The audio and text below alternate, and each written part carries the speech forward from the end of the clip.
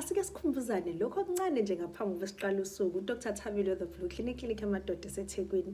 Asikhumbuzane ukuthini endaweni mawenza ucansi oluphephile nomuntu uqonda ukuthi ugqoka ijazi lendoda noma nisebenzisa ikhondom yabantu besifazane, awulwenza ucansi lomlomo, izandla noma ezinye izinto ey'njalo phela ungayisebenzisanga i-protection, ngoba mawenza into enjalo usenawo amathuba ukuthi utheleleke ey'feni ey'thelelana ngocansi.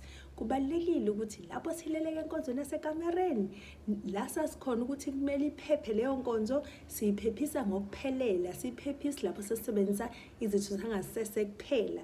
Lokho kusho ukuthini? Kusho ukuthi umlomo, izandla nayo yonke enye into ezothinta ama-fluid aphuma ey'thweni zangasese noma ezothinta izitho zangasese, kubalulekile ukuthi kukhavwe. Kunezinto ey'ningi ey'khona ongay'thola ongayivikela ngazo, kodwa nje khumbula uma uzofaka ikhondom uyayivikela.